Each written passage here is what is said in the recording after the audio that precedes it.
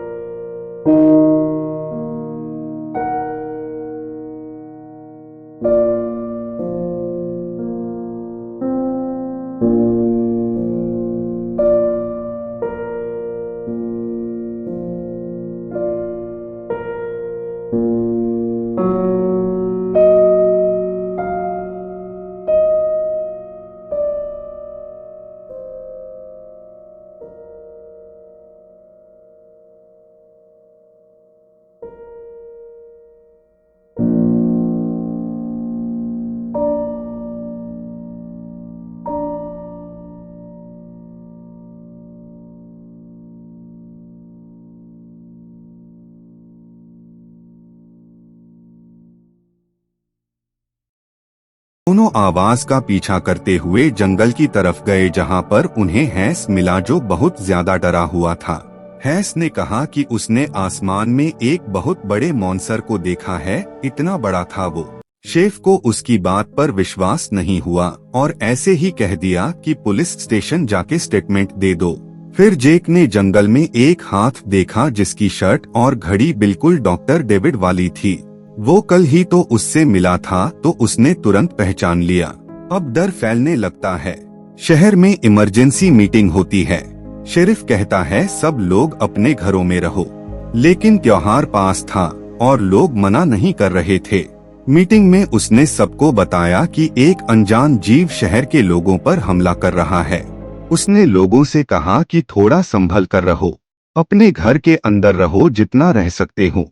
तभी डेपुटी सूजी वहां डॉक्टर का हाथ लेकर आई जिसे देखकर सब घबरा गए। शेरिफ ने एकदम सख्त होकर कहा कि कोई भी जंगल में अकेला नहीं जाएगा। उसी वक्त एक कॉल आती है, किसी के फार्म पर हमला हुआ है। शेरिफ जांच करने निकलता है और वहां पहुंचकर देखता है खून का तालाब और लाशें। ड्रैगन शहर के बीचों बीच उतरता है। ड्रैगन को देखकर हैटन ने तुरंत मदद के लिए रेडियो से मैसेज भेजने की कोशिश की, लेकिन ड्रैगन ने जल्दी से बिजली का पोल ही तोड़ दिया, जिससे पूरा रेडियो सिस्टम बंद हो गया। उधर थॉमस अपने रेडियो का इस्तेमाल करके सूजी से कहा कि सब लोगों को घर भेज दो। सूजी ने शेफ का आर्डर मानते हुए मेगाफोन से अनाउंसमेंट कर दी कि सब लोग अपने अपने घरों में चले जाओ। लेकिन उसका नसीब खराब था। अचानक वह बड़ा सा ड्रैगन उसके ऊपर आया और एक ही झटके में सूजी पर हमला कर दिया। उसने अपने बड़े पंजों से उसे फाड़ डाला। अब सभी लोग ड्रैगन को देखकर भागने लगे। शहर में अफरा-तफरी मच गई। जेक और क्लेयर रेस्टोरेंट में छुपते हैं। ड्रैगन दरवाजा तोड़कर अंदर आता है। लोग टेबलों के पीछे छुप जाते हैं। फिर अचानक वो रुकता है और उड़ जाता है। लेकिन शहर अब खून में डूब चुका था। डाइनर में सब इकट्ठा होते हैं। क्लेयर कहती है ये शायद कोई ड्रैगन है। हैंस बताता है हमारे नॉर्वे में एक कथा है। एक ड्रैगन था बियर्न जो पहले पापियों को खाता था। फिर उसकी भूख इतनी बढ़ी कि उसने देवताओं तक पर हमला किया। ओडिन ने उसे बर्फ में कैद कर दिया था। शायद वही आज आजाद हो गया है। क्लेयर पूछती है उसे कैसे रोका जाए। हैस कहता है पहले इंसानों की बलि दी जाती थी, अब ये संभव नहीं। फिर जेक ने फैसला किया कि वह शेरीफ को ढूंढने जाएगा और मदद बुलाएगा। इस पर क्लेयर बोली कि मैं भी साथ चलूंगी। दोनों रोड पर निकल पड़े और ऊपर देखा कि ड्रैगन उड़ता हुआ जंगल के एक हिस्से में उतर गया। खतरे के बावजूद जेक ने कहा कि वह पास जाकर देखेगा कि यह ड्रैगन कहाँ छुपा है। उसी वक्त दूसरी रोड पर कर्नल भी ड्रैगन को ढूंढ रहा था। उसने देखा कि एक ट्रेलर रास्ते में खड़ा था। गाड़ी खाली लग रही थी पर अंदर और बाहर खून के निशान थे, मानो यहाँ कोई लड़ाई हुई हो। जब उसने और गाड़ियों को देखा तो सारी टूटी फूटी थी और लोग वहाँ से गायब थे। डायन के अंदर हैटन फिर से रेडियो चलाने की कोशिश कर रही थी, लेकिन सिस्टम अब पूरी तरह बंद था। थोड़ी देर बाद शेफ शहर में वापस आया, लेकिन हर जगह बर्बादी थी और सूजी के मेगाफोन के पास खून का बड़ा सा तालाब बना हुआ था। उसने तुरंत मदद बुलाने की कोशिश की, लेकिन तभी उसकी नजर पड़ी कि ड्रैगन उसकी तरफ ही उड़ता हुआ आ रहा है। फरले ने उसे देखा और चिल्लाया कि जल्दी से डायन में छुप जाओ। पर जैसे ही शेरफ अंदर जाने लगा, ड्रैगन ने उस पर हमला कर दिया और उसे पकड़ कर ले गया। तब तक जेक जंगल में पहुंच चुका था, जहां उसने ड्रैगन को उतरते देखा। उसने क्लेयर को एक पिस्टल दी और कहा कि गाड़ी में ही रुको, मैं देखता हूँ। जब वह आगे गया, उसने देखा कि वहां तो ड्रैगन का बड़ा सा घोंसला बना हुआ है, जो कि उसने आसपास से सामान तोड़ फोड़ के बनाया था। उधर क्लेयर गाड़ी में जेक का इंतजार कर रही थी। तभी उसने देखा कि ड्रैगन उसकी तरफ आ रहा है। उसने छुपने की कोशिश की पर ड्रैगन ने कार का दरवाजा तोड़ दिया और उसे खाने लगा। क्लेयर ने हिम्मत दिखाई और अपनी पिस्टल से उस पर गोलियां चला दी। जेक ने गोली की आवाज सुनी और दौड़कर आया, पर जब वह पहुंचा तो गाड़ी खाली थी और ड्रैगन गायब। खुशी की बात यह थी कि उसे क्लेयर जंगल के बीच में नजर आ गई। वह बड़ी मुश्किल से ड्रैगन से बच पाई थी। कुछ ही सेकंड बाद कर्नल वहां आया। वह भी बंदूक की आवाज सुनकर आया था। उसने बताया कि रास्ते पर गाड़ियां बिखरी हुई हैं। ड्रैगन को रोकने का अब सिर्फ एक ही तरीका है, उसे मारना। लेकिन कर्नल को यह भी पता था कि वह अकेला यह नहीं कर सकता। तीनों तुरंत शहर वापस चले गए। तभी हम ड्रैगन के घोंसले में डॉक्टर डेविड को देखते हैं। वह दरअसल जिंदा था। ड्रैगन ने उसे मारा नहीं। उसने अपनी टाई निकालकर जल्द से जल्द अपने हाथ वाली जगह बांध दी ताकि खून कम से कम बहे। जब वह खड़ा हुआ तो उसने ड्रैगन के अंडे देखे, लेकिन इससे पहले कि वह कुछ कर पाता, ड्रैगन वापस आ गया।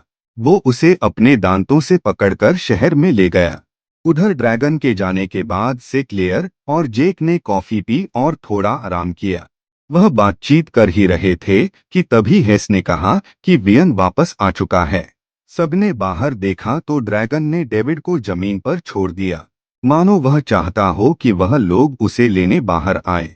जेक जानता था कि यह ड्रैगन उन्हें फंसाने के लिए यह सब कर रहा है, लेकिन फिर भी वह डेविड को यूं मरने के लिए नहीं छोड़ सकता था। वो उसे बचाने के लिए गया। जब ड्रैगन ने उस पर हमला किया तो जेक ने अपनी पिस्टल चलाई। एस और कर्नल ने भी कई गोलियां चलाई, लेकिन ड्रैगन तेजी से आगे बढ़ रहा था। फरले ने घायल होने के बावजूद भी दौड़कर ड्रैगन का ध्यान भटकाया और यह प्लान काम कर गया। जेक ने डेविड को कैफे तक सुरक्षित पहुंचा दिया, लेकिन ड्रैगन अब फरले को पकड़कर अपने घोंसले में ले गया। बाकी सबको अपने एक और साथी के बिछड़ जाने पर दुख हुआ। थोड़ी देर बाद रेडियो पर अथॉरिटीज का मैसेज आया। एक रेस्क्यू हेलीकॉप्टर को भेजा गया था। पर जैसे ही हेलीकॉप्टर शहर के पास आया, ड्रैगन वापस आ गया और उसने हेलीकॉप्टर पर हमला करके पायलट को मार दिया और हेलीकॉप्टर भी तोड़-फोड़ डाला। एक बार फिर से शहर के लोग अकेले हो गए थे। क्लेयर ने अपने दोस्तों को बुलाया क्योंकि डेविड बहुत ज्यादा घायल था। अपनी आखिरी सांसें लेते हुए डेविड ने जरूरी बात कही। उस घोंसले के अंदर 3 अंडे हैं। उसकी हालत बहुत खराब हो रही थी। जेक ने सबसे कहा कि हम जंगल जाएंगे और ड्रैगन और उसके अंडों को भी खत्म करेंगे, वरना एक बार उसके बच्चे पैदा हो गए तो फिर उन्हें रोकना मुश्किल हो जाएगा। जेक ने एडना से कहा कि आप यहीं रुक जाइए और बाकी सब जंगल के लिए निकल गए। एक लंबे सफर के बाद वह जंगल में पहुंच गए और उन्हें एक पावर जनरेटर मिला जो कि एक खतरनाक इलेक्ट्रिक करंट पैदा कर सकता है। ड्रैगन और अंडों को मारने के लिए शायद यह काफी होगा। हैटन ने कुछ जुगाड़ करके जनरेटर को दोबारा से कनेक्ट किया। सब तैयार थे और जेक क्रैंक को खींचने ही वाला था कि तभी ड्रैगन दोबारा से लैंड हुआ और उसने उन लोगों पर अपनी तेजधार वाली पूंछ से वार किया। जेक, कर्नल और क्लेयर ने ड्रैगन पर खूब गोलियां चलाई और उधर हैटन जनरेटर एक्टिवेट करने की कोशिश कर रही थी, लेकिन वह जाल नाकामयाब रहा और ड्रैगन निकल गया। सबने तब हैस की लाश देखी और कर्नल अपने दोस्त को देखकर पागल हो गया। वो अब अंडों पर धड़ाधड़ गोली चलाने लगा। जेक ने उसे रोका और कहा कि अंडे अभी भी ड्रैगन को यहाँ खींचने के लिए चारे का काम कर सकते हैं। तब रास्ते पर आगे बढ़े और बीच में और गाड़ियाँ देखी। एक बड़ा कार्गो ट्रक भी वहाँ रुका हुआ था। जेक को आइडिया आया कि ट्रक को इस्तेमाल करके ड्रैगन को जाल में फंसाया जा सकता है। उसने फैसला किया कि वह अकेला यह सब करेगा ताकि बाकी सब लोग सुरक्षित रहें, खास करके क्लेयर, क्योंकि अब उसके मन में क्लेयर के लिए भावनाएं जागने लगी थी। जेक ने अंडे ट्रक में लोड किए और फुल स्पीड से ट्रक को आगे बढ़ाने लगा। वो ड्रैगन का ध्यान खींचने के लिए रास्ते में हॉर्न बजाता जा रहा था। कुछ किलोमीटर बाद ड्रैगन जाल में फंस गया और ट्रक पर हमला करने लगा। जेक ने ट्रक को अचानक से ब्रेक लगाए, जिसके बाद काफी स्पीड से आता हुआ ड्रैगन उसके पिछले हिस्से से टकरा गया। फिर जेक दोबारा से ट्रक को भगाने लगा। ड्रैगन को चोट तो लगी थी पर ज्यादा नहीं। वह फिर से उसके पीछे आया और इस बार तो विंडशील्ड के सामने बैठ गया। जेक ने हार नहीं मानी तो रास्ते में एक बड़ा सा पहाड़ आया। फुल स्पीड पर ट्रक को दौड़ाकर जेक एन मौके पर ट्रक से कूद गया और वह ट्रक पहाड़ से नीचे गिर पड़ा। ड्रैगन और अंडों के साथ ही नीचे गिरते ही उस ट्रक में जबरदस्त धमाका हुआ, जिसमें ड्रैगन और अंडे दोनों ही खत्म हो गए। इस तरह वन नाम का वह खतरनाक आइस ड्रैगन खत्म हो गया। शहर के बीचों बीच सभी बचे हुए लोग, खास करके क्लेयर, जेक के वापस आने का इंतजार कर रहे थे। थोड़ी देर बाद जब जेक वापस आया तो उसने सबको बताया कि खतरा टल चुका है और उसने फैसला किया कि वह इस शहर में क्लेयर के साथ कुछ और समय रुकेगा। अगर वीडियो पसंद आई तो लाइक कर दो और चैनल को सब्सक्राइब करना मत भूलना। मिलते हैं अगली कहानी में।